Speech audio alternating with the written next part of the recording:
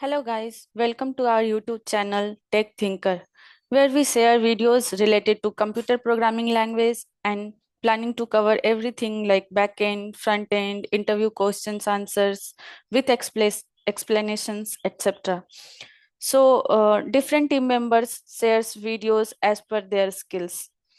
So today I'm going to share a video for Java interview question. So let's proceed with the today's video. And in this video, I will cover important questions and answers with explanation for Java interview for fresher. And if you like the videos, please do like, share, and subscribe to get benefited. So this video will be part one video, and I will try to cover more questions and answer in later on videos. And I will make video for experience, like 3 years experience, 5 year experience for the interview questions and answers. So let's start. So before starting, just I want to let you know, like, if you are appearing for the interview, so one thing always keep in mind that before answering the question what interviewer is asking, so always try to answer their question very short and crisp, not very much lengthy. So yeah, we'll proceed with the question one. So first question, interviewer ask, like, generally, like, what is Java? Because interview is based on Java for freshers. So first they will ask, like, what is Java? So why interviewer ask this question? So they want to know if you have your basic understanding with the Java language. So summarize your understanding of Java clearly to show you are comfortable in this. So Java is you can simply say Java is a programming language that is primarily used for internet or web application.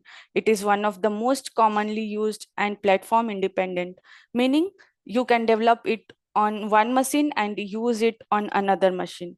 It is also called object oriented programming language. It means everything will be based on class and object. We'll move for the second question.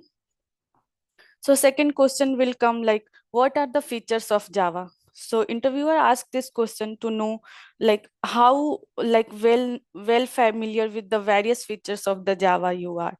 So Java is a well liked programming language because of several features: object oriented programming, autonomous memory management, resilience, security, and platform independence.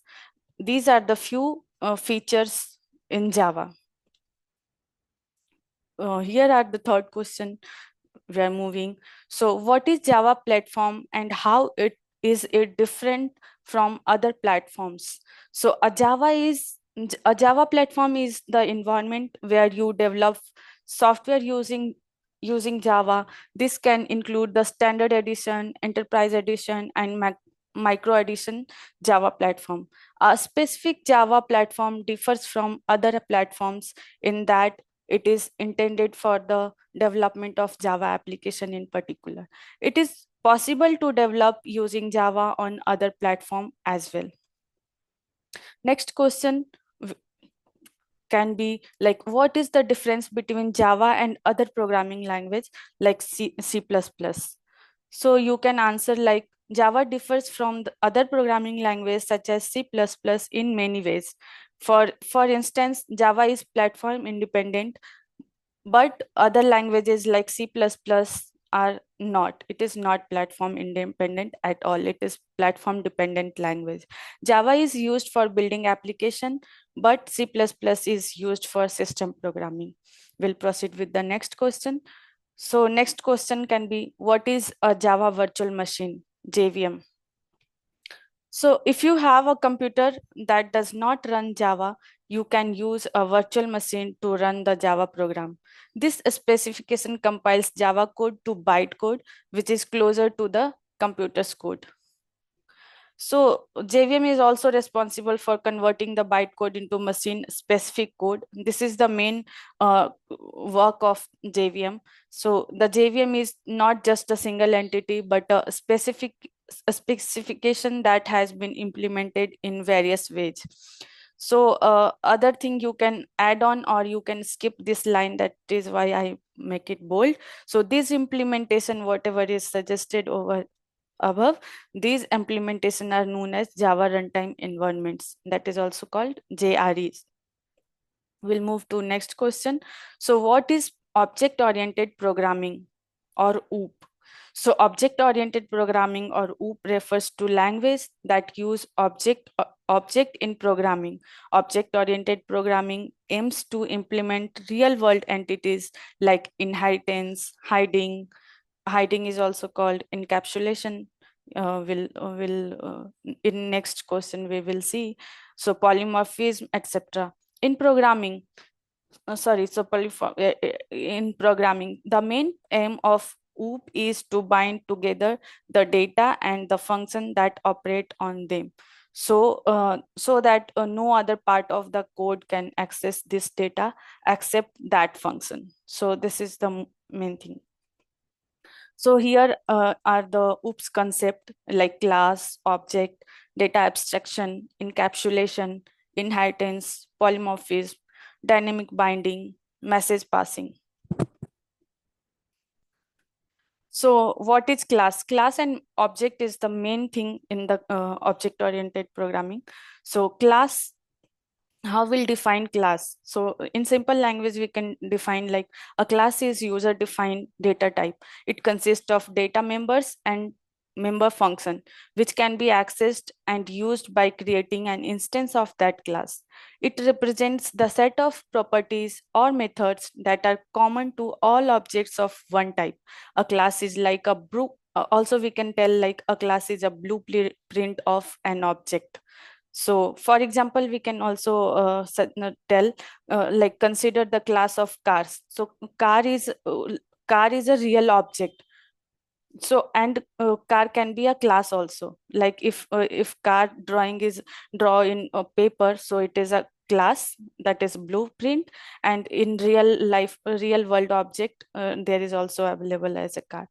So there may be many cars with different names and brands, but all of them will share same common properties, like all of them will have four wheels, speed limit, some specific speed limit for different car will there, so mileage range, etc. So here car is the class and wheels, speed limit, mileage are their properties. So we'll move forward with object. So object is also a very important thing in object oriented programming. So it is a basic unit of object oriented programming and represents the real life entities. An object is an instance of class.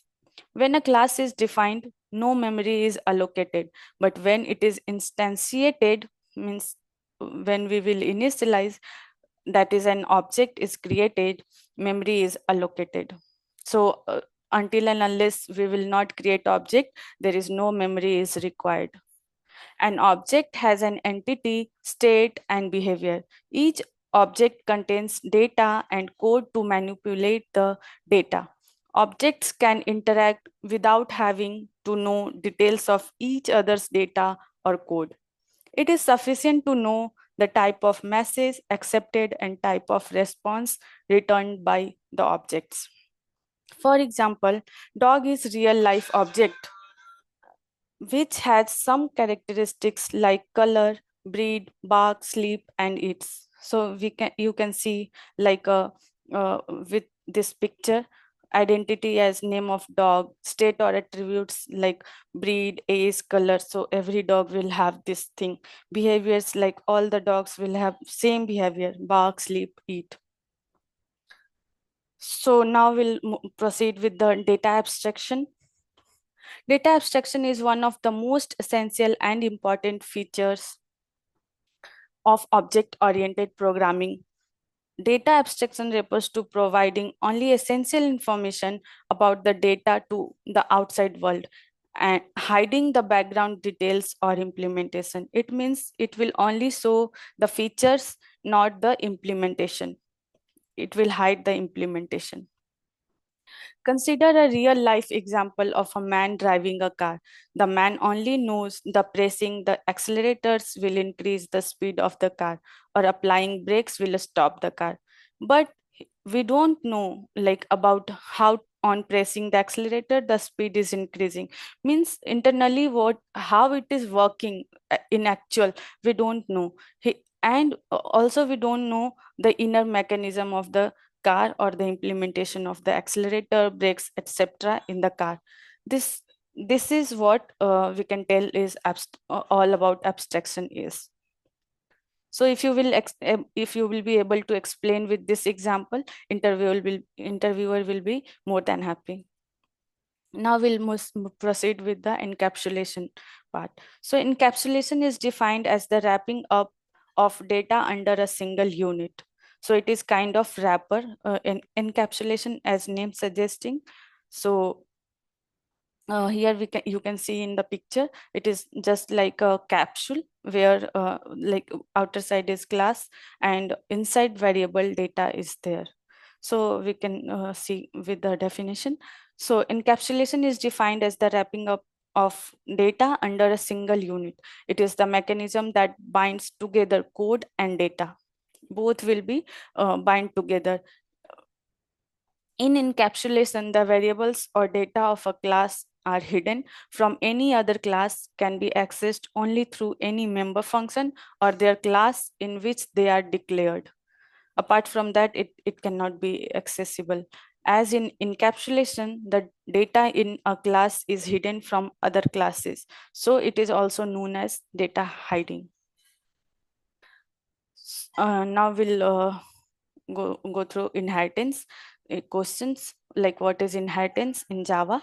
So inheritance is an important pillar of OOP. This is based on parent child concept. It is totally based on parent child concept. So the capability of a class to derive properties and characteristics from another class is called inheritance. When we write a class, we inherit properties from other classes. So when we create a class, we do not need to write all the properties and functions again and again, as these can be inherited from another class that possesses it. Inheritance allows the user to reuse the code whenever possible and reduce its redundancy. So there are types of inheritance we will see in the later videos. So like single inheritance, multiple inheritance, multi-level inheritance, hierarchical inheritance, and so on. So I will take in next video, that will be the part 2 of this video. So yeah, that's all for today. Thanks for watching.